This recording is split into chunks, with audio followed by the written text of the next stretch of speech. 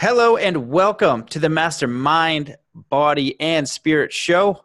I'm your host, Matt Belair. Today's guest is founder and CEO of Hergenrother Companies. In less than 10 years, he has built this rapidly growing company through his commitment to thinking big and never giving up. Fearless and purposeful, unconventional and systematic, he sets a seemingly impossible goal and quickly gets to work on closing the gap to achieve it. No limits, no regrets.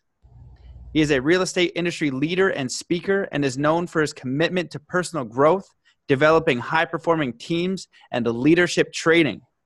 He is the inspiration behind the Mediocrity Detox Challenge and the 5-step plan to prove anything is possible.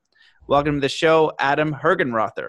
Thanks so much to be here, and just wanted to say thank you for all that you do to help inspire everybody else. It's an honor to be here with you today, Matt. Oh, thanks, man. I don't think very many people have opened up with a compliment this way. That's sweet of you. I appreciate that. Well, yeah, man, I love looking over your bio. You're a family man. You're living in Vermont. We talked a little bit about trekking. I did Everest. You did Kilimanjaro, which sounds amazing. I'd love to see those photos. Yeah. So why don't you get people up to speed about who you are and what you're about? Yeah, I'd love to. I'll take you back to about when I was about 15, 16 years old in high school. I was about 100 pounds overweight. I was into drugs. I was failing classes. I was that kind of role model student you wanted your kid to hang out with, right? And one day I came home as a freshman in high school, and Matt, I just had hit a point in my life where there was no longer I was going to live somebody else's life. Really, there was no longer I was going to live in mediocrity, right? And so I decided I came home and I literally just started crying. I cried for literally hour upon hour. And then my dad, who was working nights, came in at the time, and he came in and he said two things to me. He said well, you can either accept your position or do something about it. He walked out of the room. I was nice. But honestly, it's all I needed. And I was he's right. I'm going to take control of my own life for the first time. Up until this point, and maybe some of your listeners and viewers can relate to this. And you just, when you're not comfortable with who you are, you try to find other people that you try to imitate, and be other people. And I got to a point where I was just so disconnected with who I was, spiritually, mentally, physically, that I just said no. And so the next year, that moment, I made a decision. I think people make decisions in seconds, right? It may take years to get up to that point, but once people make that decision, there's nothing that's going to stop them, right? They just have this desire and hunger to change their life. And that's really started my growth path. And so the next year I lost 100 pounds, which is why physical capacity is so important to me. I stopped hanging out with the kids that I was hanging out with, and funny side stories, they stole everything I had within a week from me. Literally, it was cops were involved. It was insane, but nice friends. And so then I was kind of in that kind of transition phase of not really having friends, and I didn't really care. I just knew that I was not going to live this life anymore. I didn't know exactly what it was going to look like. And so I just started visualizing what I wanted my life to look like, and I just started closing the gap on it. And then I lost 100 pounds, ended up becoming captain of my football team, and then ended up going into college, and my grades were kind of not the greatest as a freshman, so I still suffered, and I went through what's called a guaranteed admissions program in order to get in. And I just had to keep proving myself because I hadn't really done the time before. And I start off the story with that because people look and say, wow, you're 37 and you've achieved a lot. And I say, well, the only reason why I have is because I started working on myself and my personal growth when I was 15, 16 years old. So, that's 22 years of actual growth in my life. And that has really, what people can understand is that once you make a decision and you're able to transform your body in some way, whether mentally, whether physically, whether getting out of a relationship, that becomes an asset in your life that you can use as a tool to pull out when you want to take on larger endeavors in your life. You're hey, you know what? I've done this before. I'm going to pull this out, and I know that I can get through it. You may not know how you're going to get through it, or what surprises are going to show up, because they are, and those surprises are just problems. But I use that as fuel for the rest of my life. And in college, I had a friend of mine, maybe some of you guys did, who wasn't in school but was in school, right? He was the guy who lived on my couch for a semester, and he owned the car dealership. And I had about $500 to my name at that point, and he came in and said, hey, I've got this car I want to buy. Maybe you and I can put in $500 and we'll buy it. And I said, sure. And we bought it. And within like 2 weeks, we doubled our money. And I bring that up because that was the first time I actually felt leverage in my life of what it was like to actually invest money into a person who then is doing something to get it and then doubling your money. And it wasn't a ton of money at the time, but it was a lot to me. And so I was like, then we just kept doubling our money. I never saw any of these vehicles. I never went down to the car dealership. And then at some point after we made like 30 or 40 grand, he, throughout the semester, he's like, I don't need your money anymore, and kind of went off and did his own thing. So I learned about contracts too that way. But, and so from there, I used that money and I bought a piece of real estate in 2004, and I ended up selling it in 2005. And I thought I was like, the next, Bill Gates in real estate, because the market was just skyrocketing. And I was like, no wonder why everyone's buying real estate. It's like the easiest thing to do, right? You just buy some real estate and your price goes up. And needless to say, as we know, the market dropped dramatically after that. And that's when I decided to actually get full force in the real estate. And so I actually came in late 2006 or 2007 when everyone thought I was crazy. And I just used everyone's comments as fuel inside to just say, hey, I'm going to put my head down. I'm going to do what I know I need to do. And I'm going to be successful in this. And that's what happened. And then I just started slowly building one business, and one business led to the next.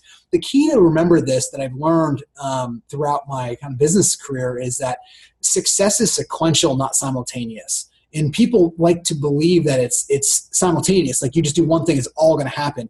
It's actually very slow, and then boom, right? It's that geometric curve. And I found this same concept applies whether it's in meditation, whether it's in your physical bodies, or in your social life. It just goes slow, then suddenly.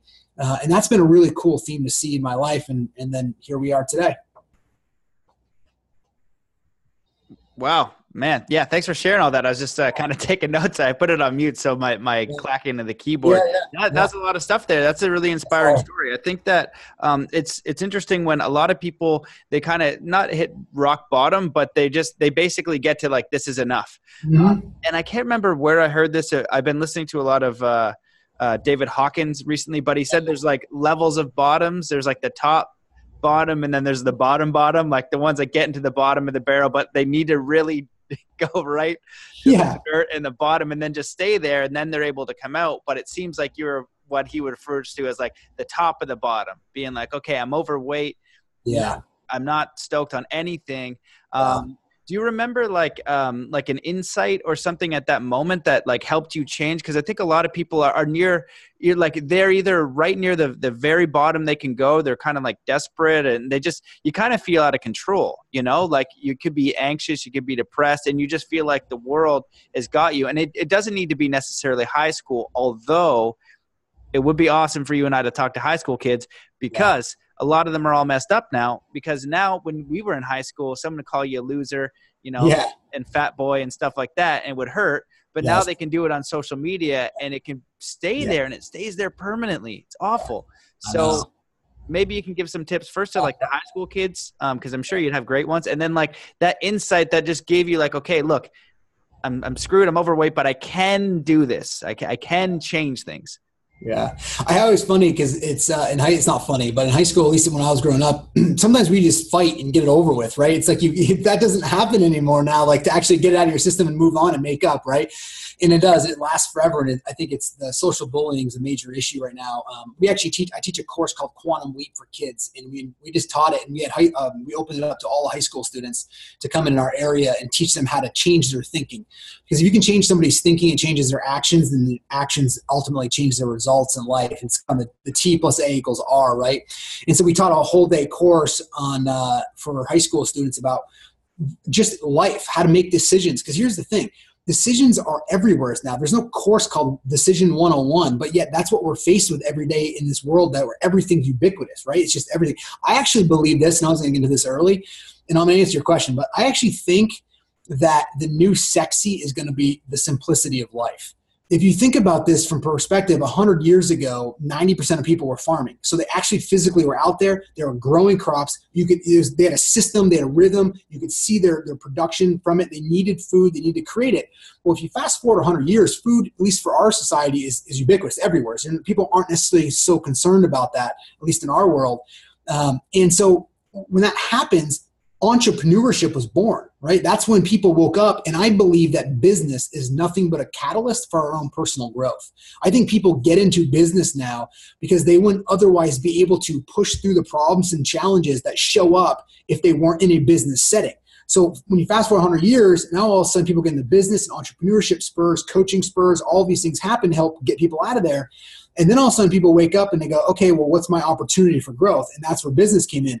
Now other things are starting to become ubiquitous everywhere. It's like on social media, like if you go up there for 30 seconds, like your friends are in Tahiti, one of them's in California, the other one just made honor roll. Like you instantly feel insecure because everything's going around there, right? So I think the next sexy is going to be who can simplify their lives the most. And you're already seeing this. There's this really cool nature reserve called Canuck Nature Reserve. Actually, the ex-CFO of Google just invested into it. It's in Canada, and you should go there if you get if you ever get a chance. They have an 88% guest return rate. So when you're there for a week or whatever it is, they hold your block for all the way until you leave that year, so you can book the next year. And it's completely off-grid chalets. And it's you can see the secular change happening of people going to more being in that nature world, right? Of just, when I say nature, it doesn't mean actually living in the woods. It just means like coming back to the simplicity of life and getting more of that meaning because it's there. I think people go through what's called the chemistry of transformation, if you're familiar with this. And this isn't something that I made up, but it's something that I try to teach to my kids constantly. And this is kind of what I went through as a freshman. And there's essentially 5 steps to this. The first step is when people start having a disdain for something. And I'll use the example of meat. If you're eating meat, right? Say you loved eating meat, and everyone's like, hey, I'm going to give you this beautiful filet for 30 days. After a couple of weeks, you start to like, hey, you know what? I don't really like this anymore, right? So you start to create this kind of dissatisfaction. I'm sorry, is the first step. You got this dissatisfaction where you're like, you know what? I don't need this anymore in my life, right? And then the kind of next step, 60 days go by and you're still eating it. And then all of a sudden you start waking up and you're like, I just never want to see meat again. I'm just creating this kind of disdain for it, right? And then another 90 days go by, Matt, right? And you're like, dude, here you keep eating meat. And you're 6 months into this thing, right? And you're like, you've hit this emotional threshold at this point where you literally are like, no more. I can't do this anymore. Like I've hit this block where something has got to change, right, in my life. And then the 4th step is typically when people get to that emotional threshold, they get to what the 4th step in the chemistry of the transformation which is where they start to see a better life, a better alternative, a better option, right? They can see it now, right? Because they've hit their point, they start asking different questions. The quality of life is determined by the quality of questions we ask. So they start asking a different question. Then all of a sudden they see it. Now here's the thing though. If I can teach this to any high school student, anybody that's listening to this, or all of us, is when you get to step 4 and you can see a better alternative, a better route, a better life, take step 5, which is the jump through the circle. Most of us never take the chance because of fear will paralyze us from not wanting to jump through that circle. And so if there's anything I can teach anybody, when you get to that moment, you can see a better path. And it may be scary, and maybe you may have some fear, but let me tell you, that is where life is. And part of what I've done in my life is realize that. So every time I see that opportunity, I take it. And there's some challenges that go along with it, but it's really that kind of 5-step process that people can get through. And I think a lot of us, it may take 10 years to get to it. It may take 6 months, right, depending on where you're at. But once you see that opportunity, go for it. Awesome, man. Well, you covered a whole lot there. I'm not sure where to start. Well, the first thing I want to ask is, what is the name of that place in Vancouver? I definitely want to check it out. Or not Vancouver, in Canada. I'm in Canada. It's called Canuck, Kenauk, Canuck Nature Reserve. Canuck Nature Reserve. I'm definitely going to check that out. Yeah, and I totally agree. I like your tagline for it. The new sexy is the simplicity of life. And it's true, though. You look at, I don't know, kings and queens back in the day, and when you had wealth, you just put more stuff. But we know for sure, that, happiness doesn't come from accumulating wealth. Now, there is a threshold of, like, I've heard, and it makes sense to have that, like, baseline need. Once you get that baseline, and there's a number for it, I don't know if it's like 60 grand or 90 grand or whatever the case is, you don't really get exponentially happier after you've hit that point. You're like, okay, cool, I'm taken care of. I know I'm not going to die. Money's coming. But if you get, millions, it doesn't really change that internal state. And so I do think that, I've met some people that were really wealthy, and then they had this house and they sold all their land because all they were doing was working and then working and then working and buying crap. And it it owned them. And so we have this movement for tiny homes and things like that. So I really dig that. What I want to ask is, what was the catalyst to start the challenge, and like what are the processes? We can go anywhere with this, but I think that what you've kind of laid out from what I got was able to see, I think is really smart. Yeah, well, part of this is a model. People do better when they have model and clarity, right? And so as a leader, at least in my belief, your number one job is to cast the vision, provide clarity, and then remove the roadblocks that are associated with your clarity, right, in the direction of where the organization's going. So one of the things that we're really big on in our world, at the companies, is, personal growth through business success, right? That's kind of that's how we look at it. So we want to always get personal growth from that. So then we kind of laid it out, right? Like, I'm big in the racing. I compete in Ironmans. Actually, just last weekend, I competed in the World Championship Adventure Series racing, which was a 30-hour race in Indiana, which was pretty. And so I'm still recovering from that. Actually, it was pretty intense out there. And so, kind of doing this on the physical side of kind of getting out of mediocrity is to get somebody to move. And look, here's the cool thing. Everyone's hard is their hard. So for me, a 30-hour race may be hard. For somebody who's walking around the block, maybe they're hard. And that's awesome, right? You want to challenge people to go find their own hard and then just keep expanding on that constantly so you never get idle, right? I think people can grow and then stay in mediocrity. So the goal is that can you create an organization that fosters the consistent growth enough for individuals so they don't feel too stretched, but just enough that they're constantly growing, right? And that's really the environment you want to keep people in.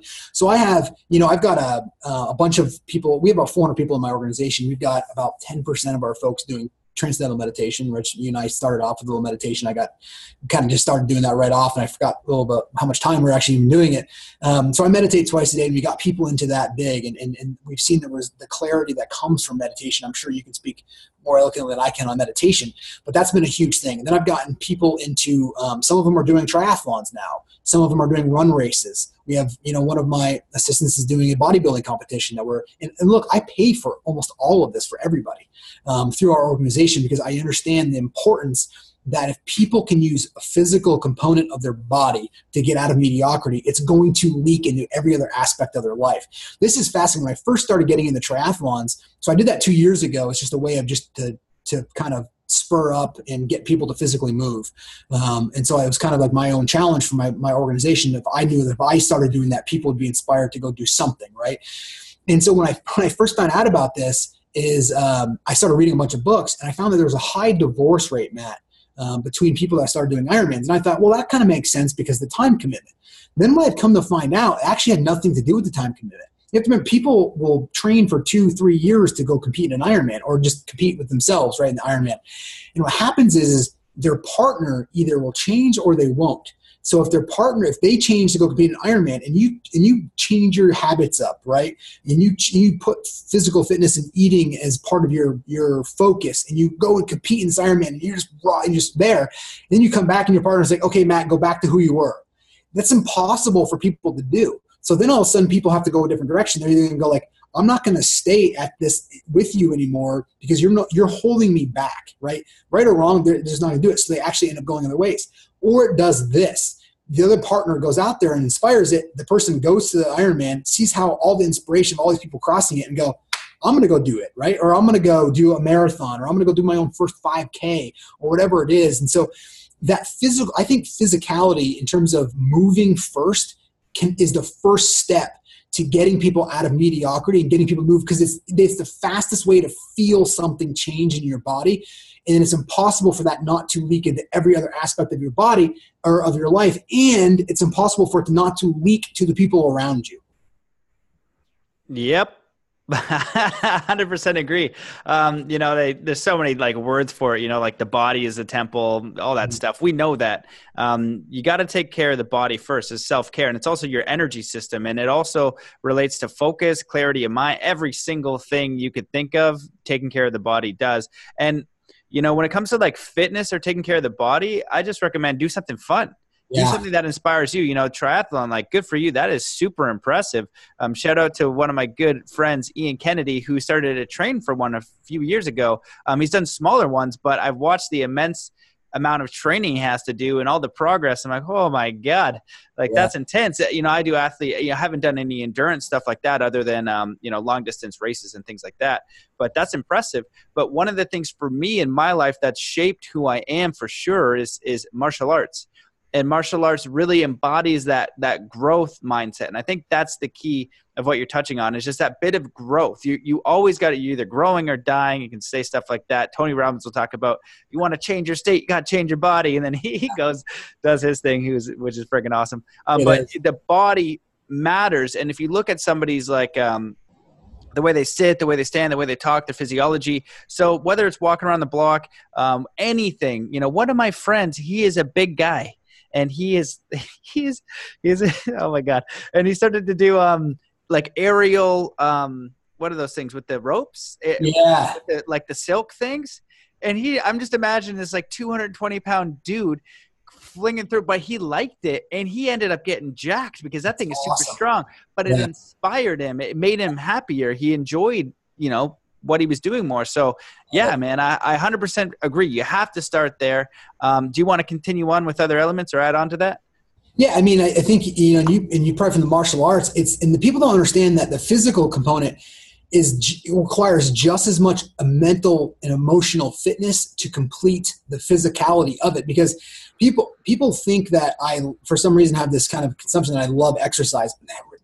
Actually don't love it, to be honest with you. What I love is the feeling that I get after it, because I know I had a mental victory, right?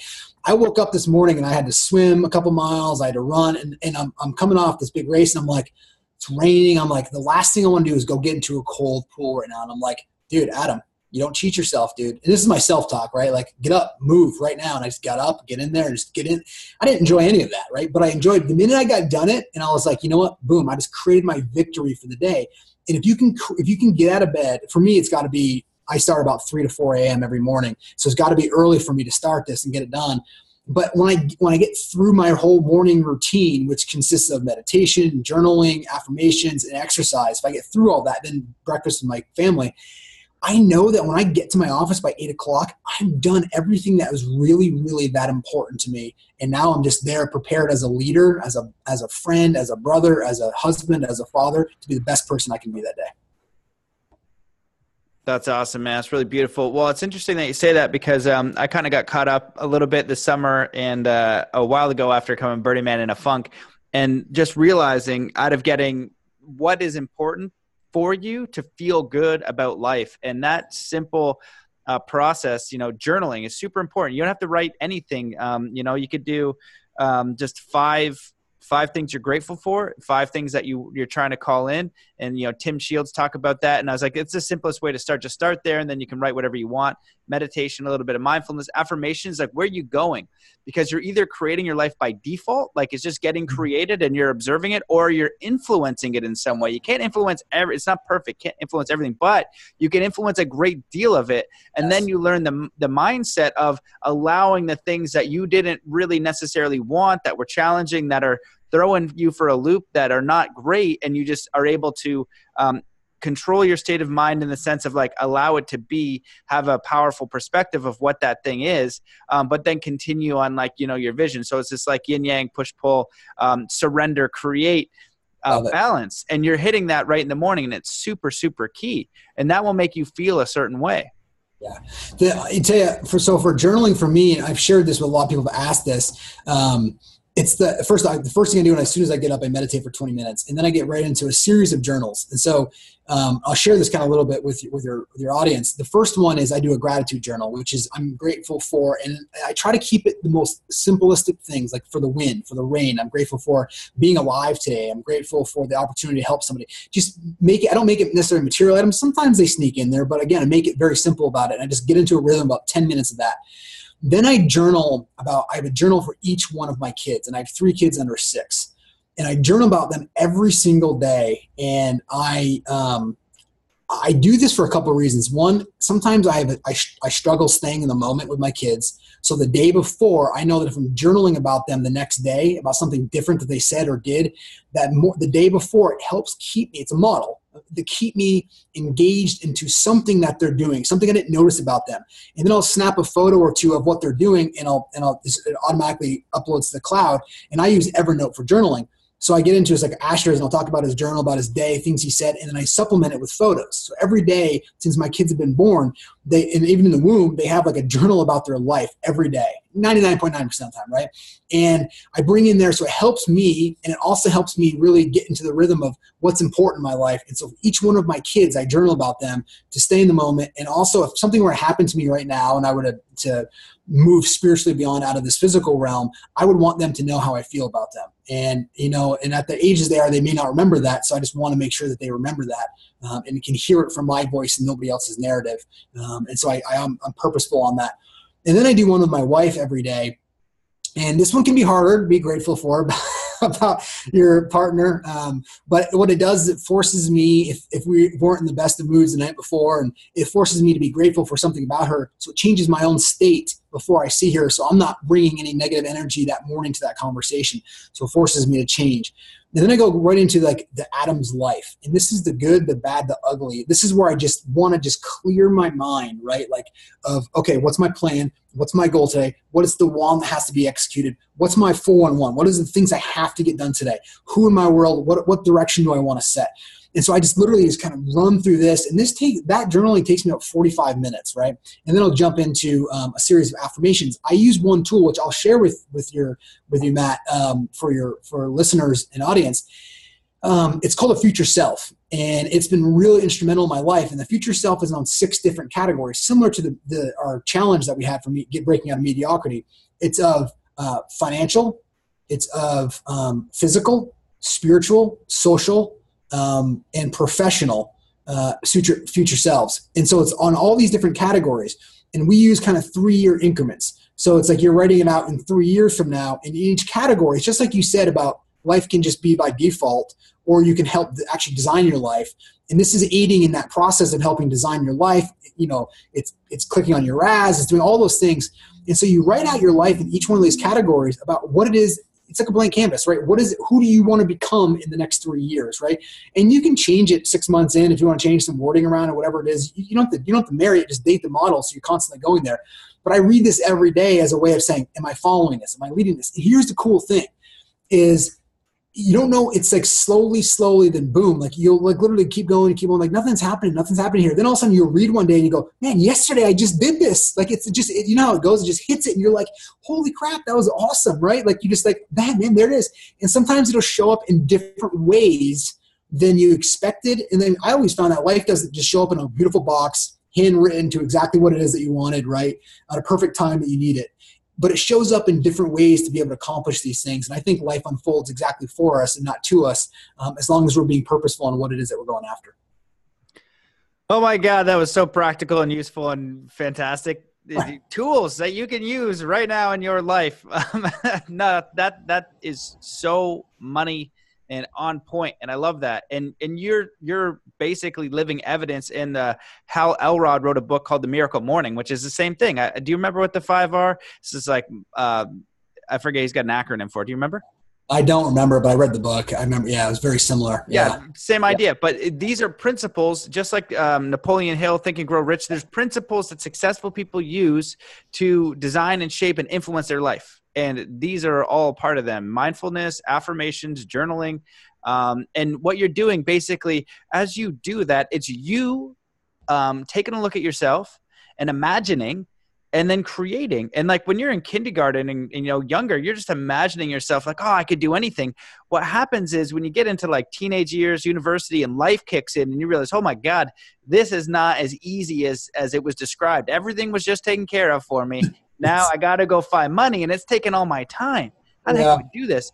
And when we forget to create, now you can do this all with a family. You have a family. You can do this all from where you are. And you start with gratitude. It's not like, hey, you don't have enough. You're not good enough. You're not doing anything. It's just like, hey, man or lady, who are you? What do you want to keep creating? You're not done just because you have a kid and a job that's like providing for you. You're not done. You can expand, and you use that growth and that level to propel you to the next one of your choosing, but you have to imagine it, and you're the only one who can imagine it. So if you don't put any time into imagining and creating, and you'll notice that when you do the daily journal, I use the my life is ideal when, but I don't like that sometimes in a Zen perspective, suggesting that it's not ideal now. My life is ideal now, and I'm calling in whatever. And I have had those examples. If you look at my journals, which I keep, a lot of the goals, they all get hit, the important ones, and then it just shows up. But what it does is it keeps you aligned and you refine,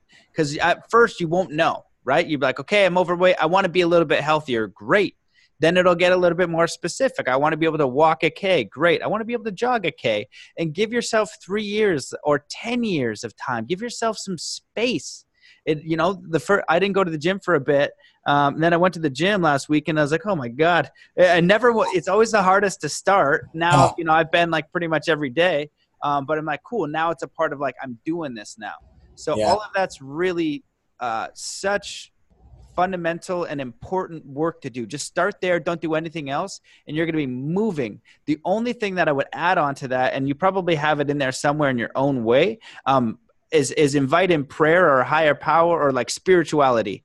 Just say, hey, spirit or the universe or thing, like if you could help, bring me in an ideal client or even help me with the will I have no will to stop this addiction and to go to work. If you could just give me some support with that, thanks. And you're communicating with this like realm, whether you kind of universe, space, nature, whatever, just call it in and ask for the assistance you need and then just let it go. And then move about your day, taking the action that you can. So that's brilliant. You can either speak on that, because I'm speaking fast because you're giving so much practical advice, or go on to the next step, whatever you want, man. This is funny.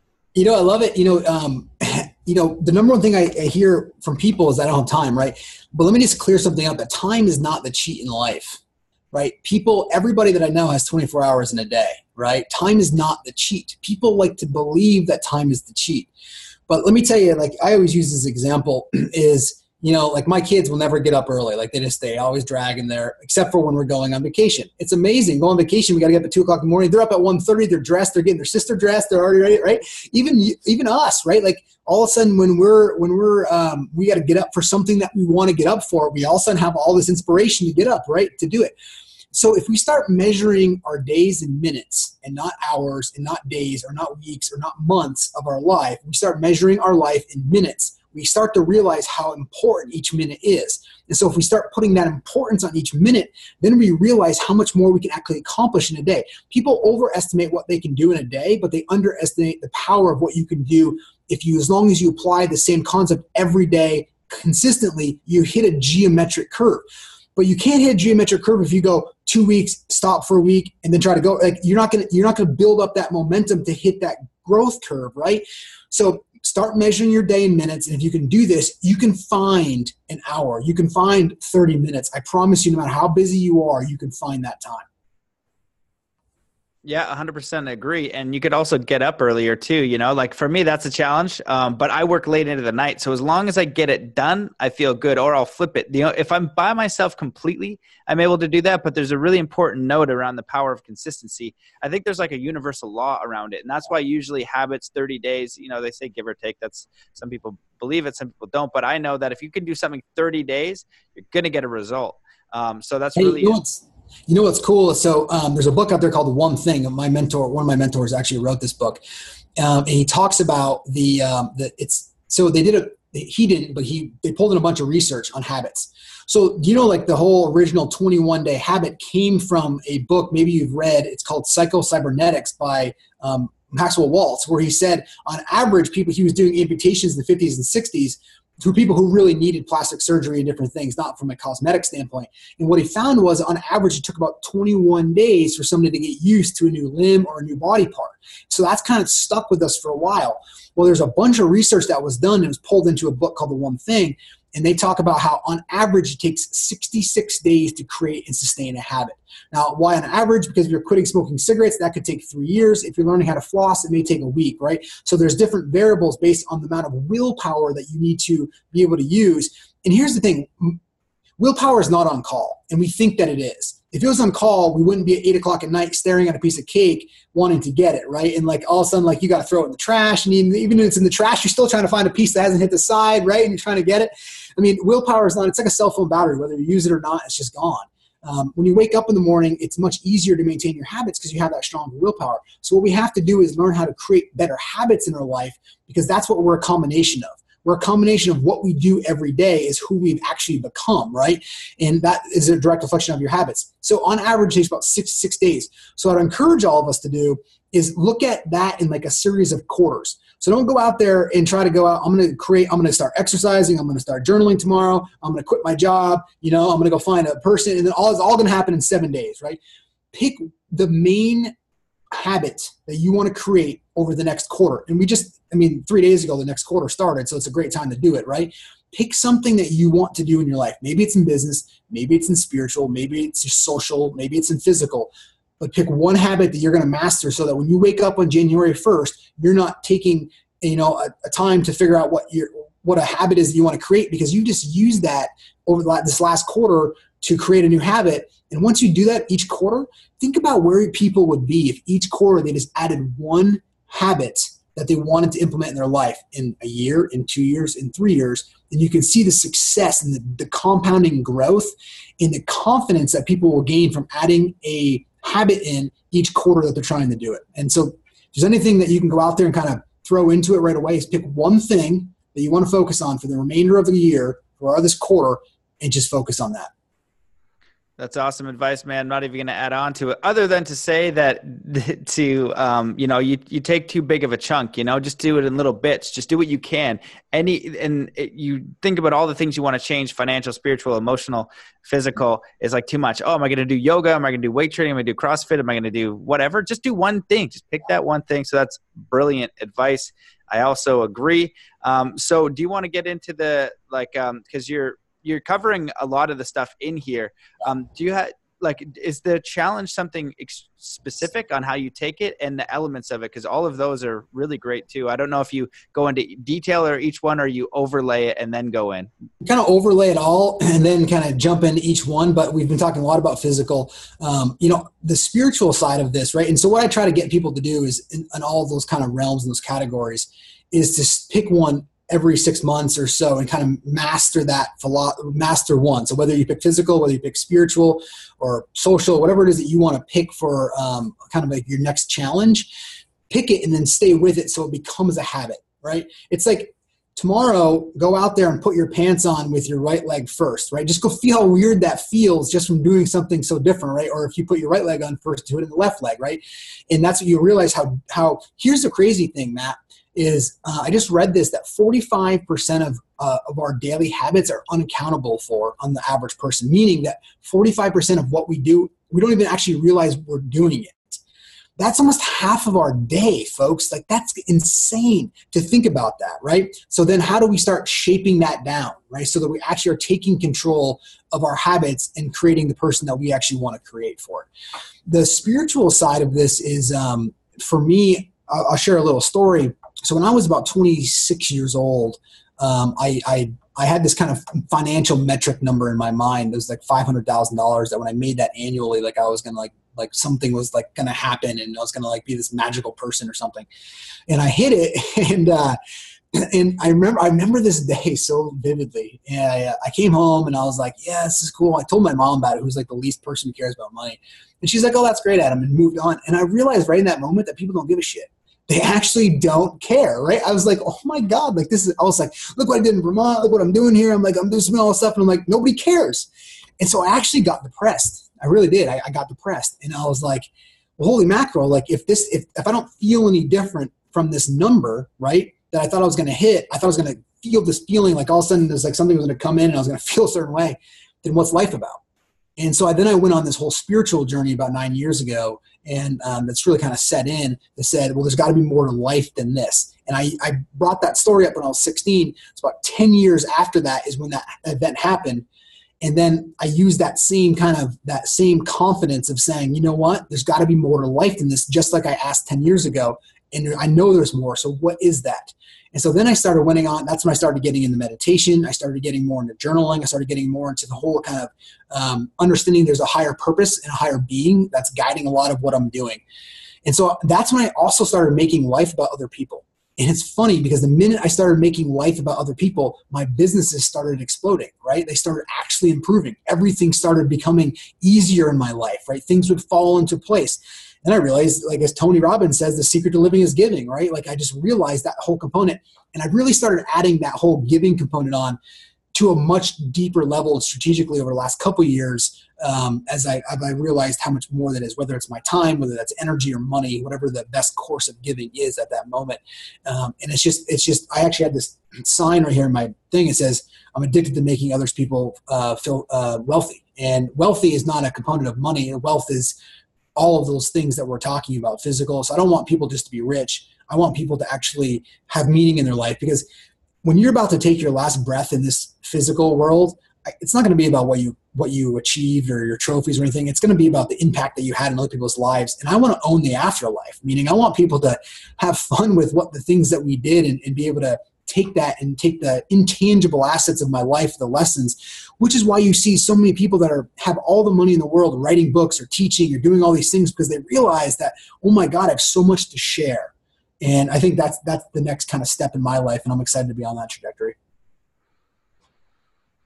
Wow. Well, yeah, man, all of that again is right on point. One of the things that I've kind of come to realize and believe for myself is like, one of the components of being enlightened, and I don't see it in the way some people say it, just a little bit more awareness, or like awake, or they say, oh, now I'm awakened. Well, one of the things that you realize when you're actually that way, it's not about, life isn't about what can I get and acquire. It's not about getting as much stuff as I can and getting more stuff and then getting more stuff and then getting cooler stuff.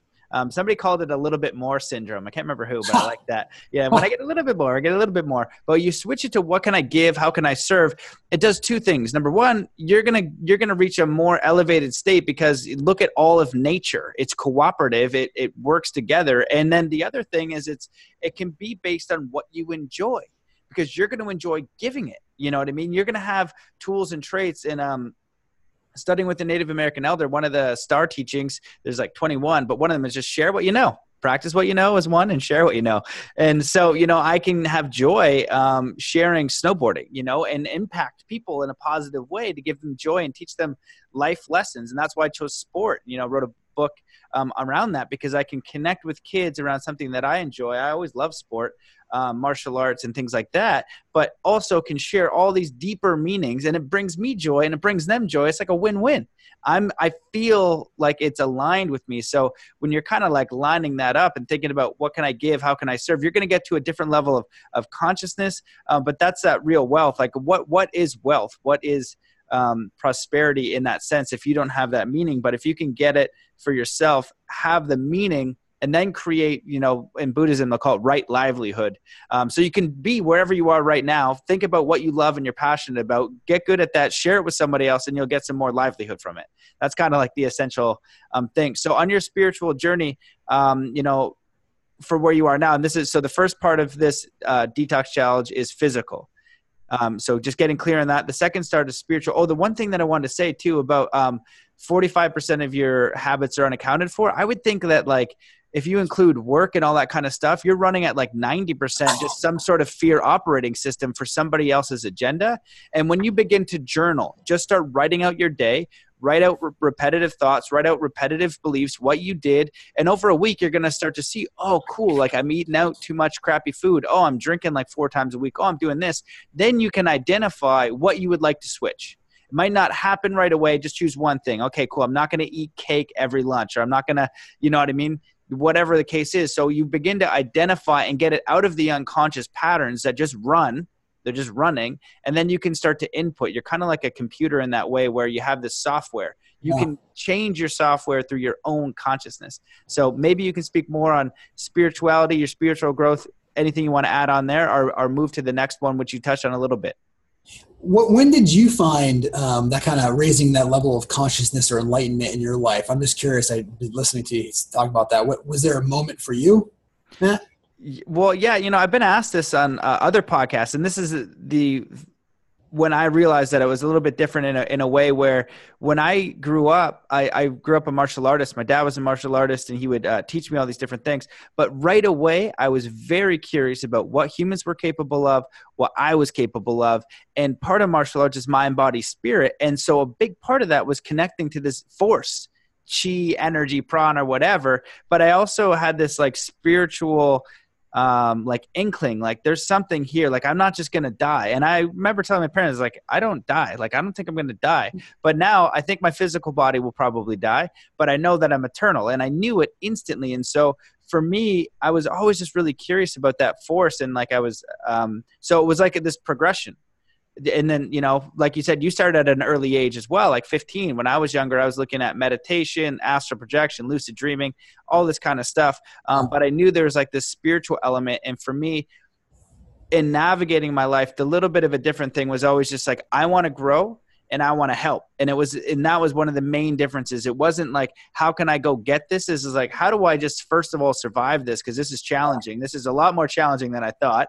But what can I give back? How can I help, and how can I grow, and how can I learn, and how can I share that with others? So that was my experience. Awesome. Love that. Love that. Yeah. I mean, from the spiritual side, it's really what people ask, you know, what does it do? What does meditation do? Or and I like to explain it as kind of enlightenment, if you will, is a kind of, for me, it's like a never ending growth path, but it's also really just kind of raising your level of consciousness, which is just changing your thinking. So meaning that like you ever like, if you see a child running over a wood stove and they've never hit the wood stove before, they don't know that it's hot, right? So you know that you can't go touch that because it's going to be hot until they learn that. So the faster you kind of raise your level of consciousness, which is again, changing that wavelength, changing your thinking process, you start to see the world differently. Right. So you start to all of a sudden open up and you're like, wow, like we're much more interconnected. And I made a note that you talked about how everything in nature is so connected. When I was in Kilimanjaro, when I was in Africa, we flew to Tanzania for a safari. And we had this really cool guide that was guiding us around. And he was really like a native dude. And he was awesome. And I learned a ton from him about nature. But I wrote a big blog. I actually went around and taught about this for a little while, about the interconnectedness of nature when you're in the middle of their forest, how everything was so connected. And it was literally like this example. He's like, he sat there for like 2 hours. He's like, I want to show you guys something. And we're like, okay, what do you show me? Like, he's like, look up in that tree. I'm like, dude, there's nothing up there. He's like, yeah, you see that leaf? That leaf has this nut. You see this bird that came over here? That bird sat on that and then released the nut. And by the way, did you see the animal underneath there waiting for that bird to come, drop the nut, and grab that bird, and that animal would go over there, and it would open up that cave, and that's where that would go in. He literally showed like the pathways, how everything was so connected. And I just remember feeling like, wow, like why do we all of a sudden sometimes feel so disconnected to the rest of the world? What are we missing, right? What are we not seeing? How much faster do we have to raise our level of consciousness to see the world the way everybody else does and understand that it's so much more powerful than we even can begin to comprehend. And it's all a wonderful complex system that's designed to operate exactly how it is. And I think we interfere with that too much. Sometimes when you can just, you talked earlier about how you let it be, right? Like you kind of ask the world, the higher being for something, and you kind of let it go. And that's like that release of that consciousness and just allowing the forces to show up in a different way. And it's just a really fascinating thing to see how interconnected the world is and how it supports you as long as you're supporting the world. And it'll come back in some way or another. And so to me, when we talk about spirituality in the mediocrity, it's really just about how do you grow your own thinking, your own level of consciousness, and understanding that there is a much higher purpose in being that's around you. And how do you create a model so that you're forcing yourself to get better at that every day? Yeah, man, all that's awesome insight. The interconnectedness of everything, right? You are a part of this bigger picture. And I think as a culture, we're racing. And that's what you talked about, like the simplicity. We're racing all the time. And so we're missing the whole thing as we rush and rush and rush and rush. And, you know, you don't necessarily have to do that. You can start letting go of all the things that are, you know, like the TV shows and the iPads and all that stuff's not going to really give you a deep and meaningful experience, you know, as maybe like watching a sunset or getting connected with nature or just slowing down a little bit. You know, if you look at a little kid, they're just taking forever to do anything because they're like fully in the moment. You know, just trying to play with my nephew the other day, like we're bouncing on the bed. He's like fully present. And then he's in the bathtub and I'm just trying to get him done so I can Yeah. get to the next thing, right? I'm No. trying to get to a goal, right? No. You just got to be present and in it everywhere. And I was like, okay, cool. Like, Well, see, it's funny too, because like I struggle with that sometimes. Like I find myself like I just need to get through this. I'm like, why, Adam? What's one closer to one day closer to death? Like what am I literally, that's my self-talk. I'm like, why am I rushing through this right now? Like, somebody came in my office and like, I just can't wait to get through this. I said, no, you don't. I said, don't wait till you get through this, because you don't know what the next 30 days of your life's going to look like. You need to embrace all of this and understand that this is a great journey that we're actually on. And so I find that like, as being a heart, like I enjoy growth and leadership from a business perspective. And I find myself like wanting to get, like, I just need to get to this day. I'm like, no, I don't. Stop with that conversation in my head, because then I'm going to miss life, right? Bring the problems on. I love the problems. Great. Because that means I'm in the middle of all of this. And it's just something that, that I struggle with, that I just constantly work on, that I'm like, don't try to force yourself to get through tough times just to get through it. Because what's the point? Yeah, that's a really good point that I'll kind of add on to. It's like, it's something that I've deepened my level of understanding of recently. It's getting comfortable with the uncomfort, right? When you're training for the triathlon, or when I was training with the Shaolin monks, that training was not comfortable. I was literally punching and kicking a tree. Not even kidding. That's I was awesome. like, what am I doing? Everything about that experience was painful. But I learned a lot. And so when you're doing triathlon or doing all these things, a lot of that's painful, but we're pushing ourselves. So if we can shift our perspective around embracing the things that we don't want to do in an empowering way, and even make it joyful, if you can make it not terrible, that's a huge upgrade. But if you can get to the space of like fully accepting it, embracing it, that's a part of your growth and your experience. It's all of it. We don't get to nitpick here. We're getting it all, right? Some of it's not going to be good. So yeah, just going through it and embracing it, it's going to be a little bit more powerful, because we're going to be navigating life trying to avoid pain the whole time, which is what we're basically programmed to do. Yeah. So if you learn how to get into it and then also accept failure, I still haven't read the book, but I've been referencing it a lot, is Kyle Cease, I Hope I Fail. And that's a part of it. Failure is definitely a part of the whole thing. It's cool to fail. Enjoy the fail. Failure is, you're in it. It happens. And skateboarding teaches you that. It's like all failure. And then some brief moments of success. And, go ahead. Yeah, I love the failure concept, because, we're kind of in this society now where people are like fail forward. And then I love teaching this part, is that what happens is we teach people to fail forward.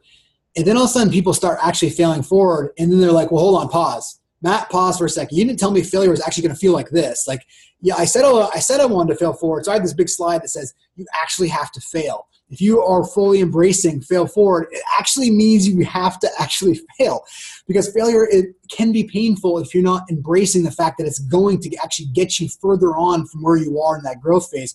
But folks, just understand that if you want to take on that concept of what Matt's talking about here, failing forward, it means you're actually going to fail. And that's going to be a good thing, because you hopefully can learn from that, get a high return on your failure, and then kind of elevate the rest of the people around you. 100%. It's just growth. Like if you look at martial arts, you have this competitor and you start in your little town, then you go up and up and up and up in competition. And, whether it's business or spirituality or whatever element, you're pushing yourself to see what you're capable of. Like, whoop, there was my limit. Same with snowboarding. I was like, oh, I can do a 360. Oh, I can do a 540. Oh my God, I can't do a 720. What I mean? And then you just try, and then eventually you get it. But it's a part of that process, is like, what am I capable of? And I've always been curious to that. What are humans capable of? And humans are doing amazing things. And people who are successful are sharing that template, where you're using the word model. Zen athlete, I have a model of like, this is, it could be Zen life. This is the model of like peak performance, creating what you want. I think a really important piece for me that a lot of people miss is giving yourself a goal that is from your heart, so that you wouldn't change it if you had $100 million. You might not start with that clarity, but it's a direction. We're like, okay, I want to do this, but you don't really. It's based on like mindset. It's like, but if you can find that goal and that passion and that thing that lights you up, it's not going to get clear right away, but you move towards it. And once you find that direction, and you had all the money and you would do it anyways, then you're really, really aligned, because no matter what hurdle comes up, and hurdles come up and they come up when they're unexpected, and sometimes they hurt, sometimes you fall down. But what's happening is you're moving towards something that inspires you, being created by you, defined by you, then you're going to just get over it, because that's a part of it. And it's just how we grow. We get feedback, grow, and adapt. So you can either add on to that or touch on one of the touches, intellectual. And I think intellectual has got to come before spiritual. Maybe not, maybe spiritual first, but I'm just thinking in the sense that, Hawkins puts it a different way. He's like, very smart scientists, intellectuals, rarely get beyond, I don't know what, he has this Dawkins scale of consciousness, but they don't get to that next level because they don't get to the surrender part, where it's just like, bro, you don't know. There's no way you could know. You can't know. You can know a lot from human mind, but you want to talk about universal mind, you don't know anything. So how do that's where that little bit of surrender comes in, and working with like, I can identify this with this scientific method, which is helpful. We want to praise the intellect. We want to praise the ego for all the stuff that it does. And there's this bigger thing that goes beyond understanding. Yeah. Well, I love, if you haven't read the book Principles by Ray Dalio, it's an incredible book because he is somebody who is, he runs the largest private hedge fund in the world. And is probably one of the individuals who's least on anybody's radar because he purposely decides to be like that. Actually, his book Principles was kind of his first kind of lifeline book, but he's big in the TM actually too. And he has a whole TM facility. He actually credits meditation as the single biggest source for where he is today, which is pretty strong credibility given who the guy is. But in his book, he talks about how he went through the trial and error of thinking he was right. He's a brilliant intellectual mind. But then he made the switch and said, you know what, if I'm right, I want somebody I always want to assume that I'm wrong, because if I'm right, I'm just going to prove myself right. So therefore, instead of just assuming that I'm right, I'm going to assume that I'm wrong. And then if I end up proving myself right, I'm just right anyways. And so he took this really cool concept, and that's like a philosophy in his organization called Bridgewater's, where Bridgewater Capital is this company. And it's just really fascinating with that intellectual. So I love how you put that, Matt. Man, for the kind of the detox challenges for people, for us, is that intellectually, I want you to grow with your ability to understand that the more you actually learn, the more you should realize that you actually don't know anything. Like, right? I feel like the more I read, I'm like, damn, I actually know nothing now. Like, it's like crazy. And so I always say, you want a 52-1 advantage over your competition, you should go read a book a week. And that gives you 52-1. I right now take about 2 to 3 books a week. I'm Audible 1.5 times speed usually when I'm training. And I just kind of devour books. And here's a little insight. Like, if you don't like the book, you don't have to finish reading it. People are always like, man, I'm stuck on this book for like 3 weeks. I'm like, dude, nobody says you have to finish reading it and go on to the next one if you want to. So that's kind of like the intellectual component of this is, can you go out there and challenge yourself to read a book a month if you haven't read anything, right? And then how do you grow that to 2 books a month? And how do you get eventually into the habit of reading about a book a week? And then eventually, if you can get into more, awesome. But if you could just figure out a way to create a habit to get to 52 books a year, man, I'll tell you, it's going to have a huge impact on your life for understanding how much you actually don't know. Yes. Yeah. And you hit on a really important point, is like understanding how much you don't know, and that's the thing about the intellectual mind. They can know a ton about physics, but know nothing about music, or nothing about how to build a house, or nothing about plumbing, or nothing about art. What we can learn here is infinite, and it's up to you to discern what you want to learn. But we have access to everything. You can learn coding, build websites, graphic design, animation. It's all right there. I was like, I'm kind of interested more in music now. So I started to look that up, and now these piano things are coming up, and like piano seems complicated, but it's like an idea to understand the universe. But I also know from trying to master something, anything, you can dive way deep. There's no limit to martial arts. There's no limit to skateboarding. There's no limit to art. There's no limits here. You can't just like, did it, mastered martial arts, I'm off. I mastered music, done now. You know what I mean? It's a continuous creation. And so I did Robert Grant's course, Etymology and Number, and he made this, it's on the Resonant Science Foundation. And he made these mathematical breakthroughs. He's a friend of mine. And, he basically says it's important to bridge the right and left. So he made these mathematical breakthroughs that are a massive deal. And but he also does art, and he does sculpture and things like that. And he's like, you bridge both hemispheres. He's like, this is one side's creative, one side's intellectual. And if you look, what's the word for it when you're like brilliant, like Michelangelo's one? You're brilliant at a bunch of things. There's a word for it. Polymath. That's what it is. It's polymath. So Michelangelo's polymath. And so they make this ridiculous art, and then they're also scientists. And that's bridging both. And that's what we, can want to do here. So I think that, yeah, just to add on to the intellectual aspect, 1.5 times reading on Audible is great. But what happens is when you start to work a whole system, not just one part, a whole system. And I kind of say the same thing in Zen Athlete. It's a whole system. And when more parts are working together, the more force or generate like power you're creating, because now you got all of these cylinders firing. So when I run and I go to the gym, I'm listening to Audible or lectures. Yeah. So I just crushed a whole bunch of like Hawkins stuff. And before that, I wasn't doing anything. I was like, in this like, oh my God, there's too much to do. I don't know what to do now. I got to reset my life, just give myself a week of pity.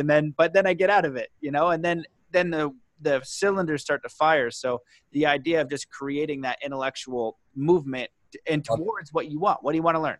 Even if you want to do painting, get a paintbrush and a little bit of thing, throw on some YouTube videos of paint and paint. That counts. Yes, it does. I love it. I mean, I love how you said that. That's awesome. I love it. So do you want to keep going on to the next one? I don't know. Yeah, which one you want to dive into. Really, you got physical, you got spiritual, right? You got intellectual, which is what we just talked about, lifelong growing for that whole thing. Then you got being purposeful. And I talked about this a little bit earlier with time. There's two kind of main components to this. Is one, we should start measuring our day in minutes, right? Being purposeful with our time. And if you have kids, then you'll understand that you get invited to 7 birthday parties. You don't have to go to all 7, right? I see these people that get so stressed out about saying yes to everything. And if you want to master extreme time management, there's just one word that you have to learn. It's no, right? You have to learn the ability to say no to things that do not comply with what it is that you want to do. But that goes on the assumption, Matt, that you actually know what it is that you want to do, which is why when you are being purposeful in your life, you're using a future self or some other model or tool in your life to understand what the importance is. So if the importance is that you want to get into shape and you want to get up every morning and work out, then you may have to say no to a dinner at night. You may have to say no to going out with your friends because you know that one drink's going to lead into pizza and you're going to hit your snooze button in the morning, right? So you got to understand what it is that you want to really gain, right, out of what you're trying to build, and then surround yourself and build a fort around that to protect that time, to be purposeful on that, so you end up mastering that. I mean, Bruce Lee, right? I love his quote when he says, "I'd rather, I'm more afraid of the guy that practices one kick 10,000 times than the guy that practices 10,000 kicks one time." And I feel like with so much out there, we're diluting our lives with decisions, right? And you're like, and here's, my 3-year-old came home the other day with a goal, right? And I was like, that's awesome. I support goals, and they're the number one thing. But it's almost like our society has gone like ubiquitous with goals now, which is great. It's an important starting point. But I think what we're failing on is the actual execution. So if you actually look at my wall, you'll see the first line the first one over here talks about, it's got execution, because that's what I think people need to do, is they need to execute. In order to execute, you're going to need grit, which is that determination, which you're going to be able to keep pushing forward with it. You're going to need hustle, right, which is the way to just kind of keep things going. And if you're able to hit all of those, you end up with a limitless life.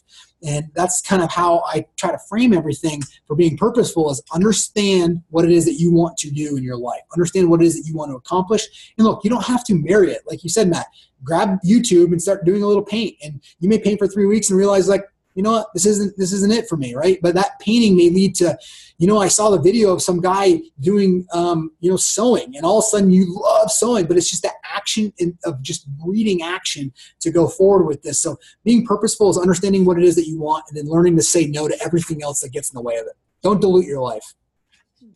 Awesome, man. Well put. You got it down. Yeah. I remember, one thing comes up with somebody who coached Olympians, and they said, like, if you want to be an Olympic champion, you need to like sacrifice like your friends. He used like a more strong word, like you need to kill your friends and things. The guy's like, what? He's just like, if you want to be a world champion, like that's it.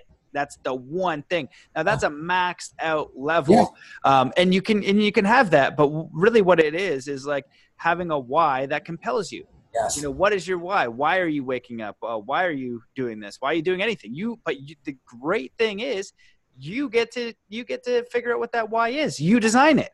And so, the point that I made and that you kind of touched on, I think is really important, is like that little bit of like, okay, I like music. right? Or art. You don't even know what you like. You're like, oh, I think it's music. Nope. And you get a little feedback. Oh, actually it's art. Okay, get a little feedback. Oh, it's fine art. Oh, actually it's sculpting. All of a sudden you're making these weird sculptures with paint, and they're so unique and odd. And I've seen artists like this because I go to Burning Man festivals. There's some weird crap out there.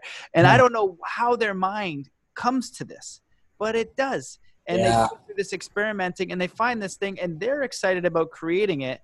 But you got to take that bit of action towards the thing. And when your why becomes more powerful than the going out with your friends and this and that, it doesn't mean you have to sacrifice all that, but you need to be very, very clear on what you're getting, what you're doing. And when you journal and you keep that other process as well, you can really refine. And then what's happening is you're taking responsibility for your existence and your level of where you are. And so if you're cool with where you are, and you should learn that skill the best you can, is just to be totally cool and totally present and aware and fulfilled and amazing as you are, because you are. And if you're just, it's like being in the river or not. Are you excited and happy? If you look at your life inventory, if you're moving towards what you like, or if you're like, oh my God, I am like going down in a thing of flames and I hate everything and I need so much help, then you kind of use these principles. So you can kind of have your own thermometer of where you are. I'm like 100% aligned. I'm 2% aligned. And then you start to move towards it in a very practical and pragmatic way.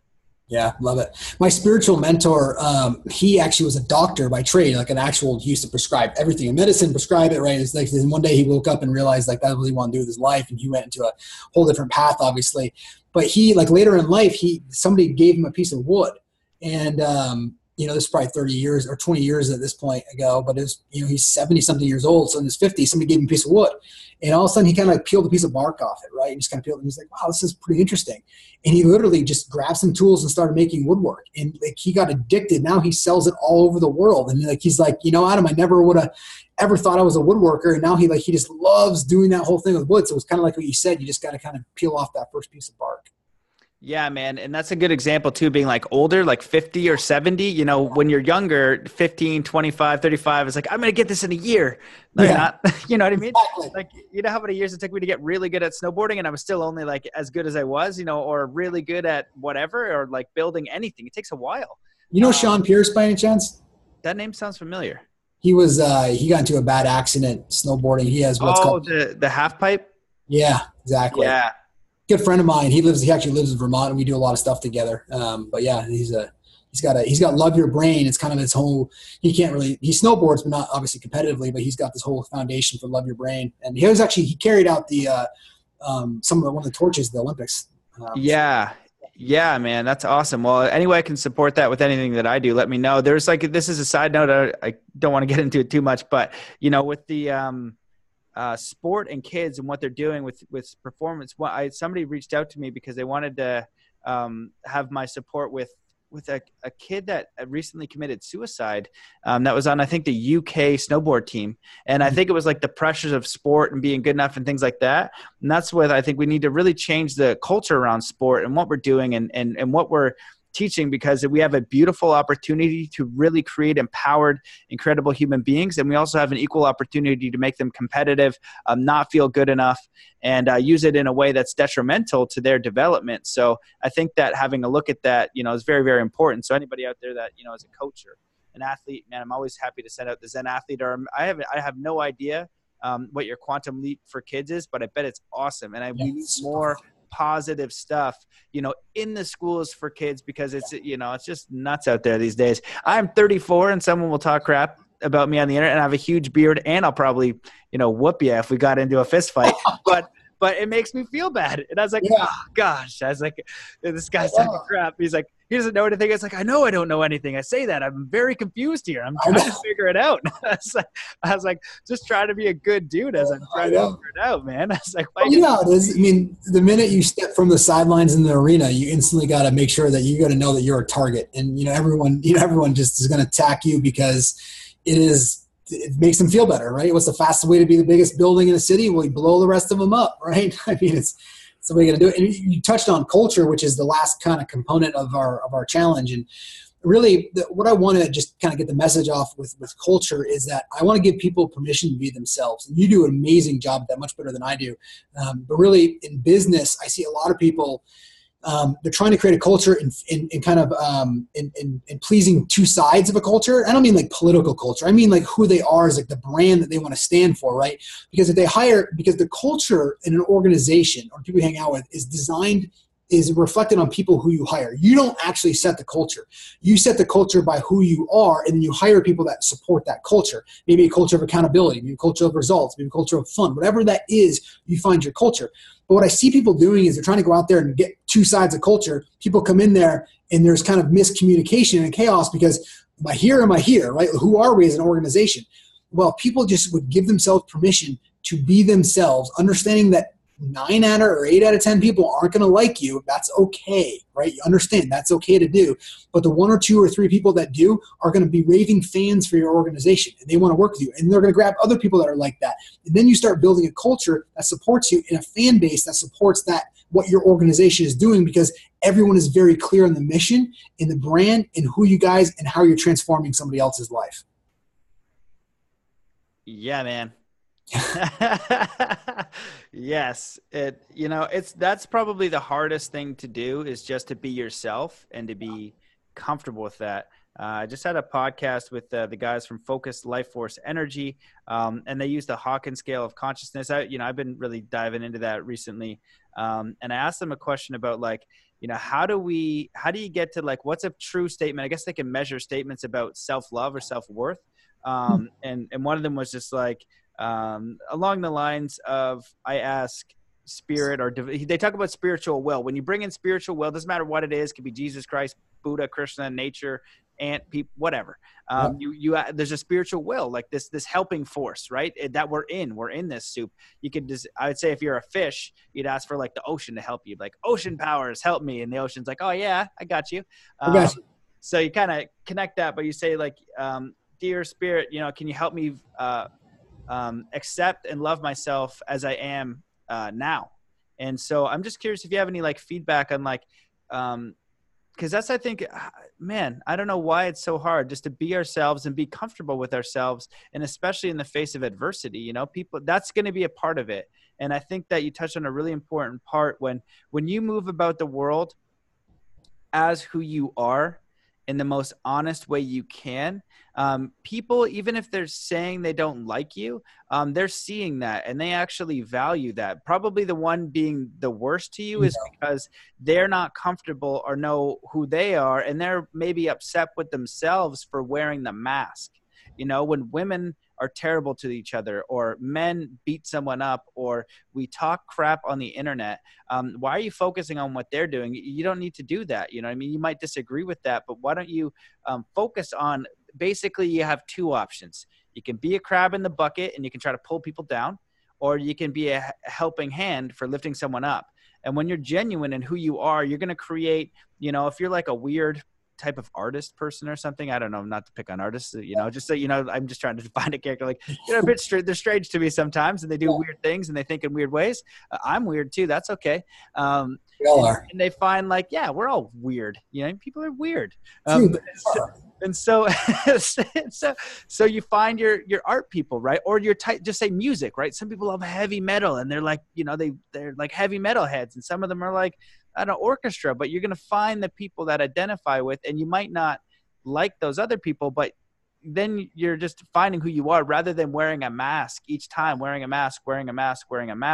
And that gets hard going about your daily life. But the most important thing is being yourself. You're going to feel better within yourself. And it's better that way. I don't know if you can speak on that. Well, of course. That's ultimately, I became somebody else up until I decided to make a change in high school. I was living somebody else's life, right? I was somebody else, and it is exhausting, right?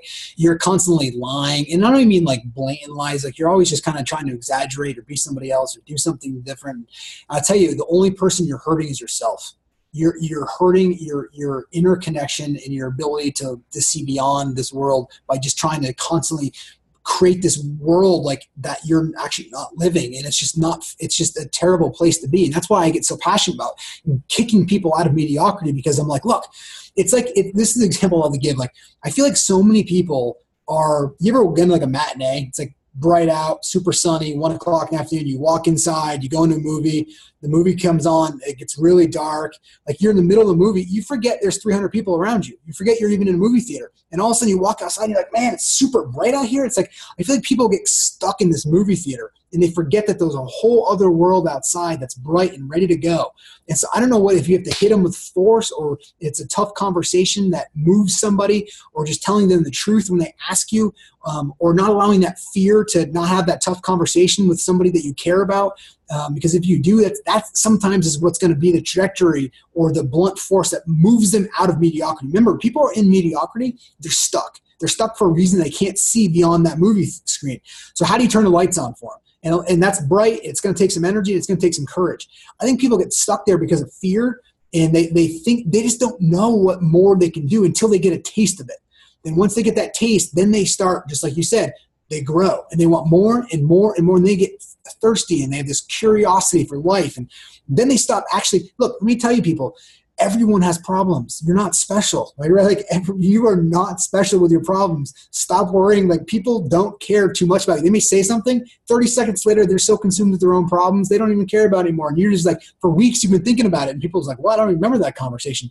So just be yourself, give that permission to yourself to live this world. I mean, if you haven't realized yet, we're all going to leave this physical world. And so you might as well go out there and live the life that you want to live now, instead of waiting for some life-changing event to change your life, because it might be too late at that point. Yeah, man. You've said so. I think I talked a lot more on this podcast than normal, because you share so many really good practical insights that I always want to like add on to them. And that again, was like super on point, so on point. Now that I'm kind of saying that, I forget what I was going to say, but that was good. But all of that's super, super practical and really feasible for any of us to do.